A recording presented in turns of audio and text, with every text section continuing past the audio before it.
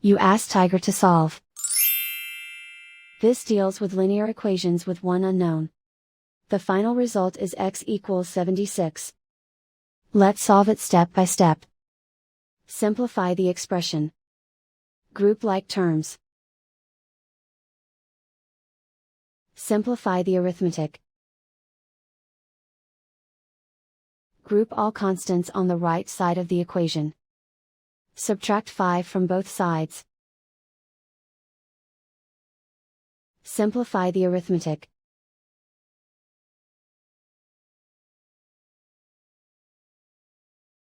Isolate the x. Multiply both sides by 2. Group like terms.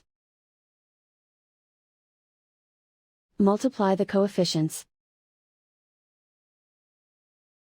Simplify the fraction. Simplify the arithmetic. And so the final result is x equals 76.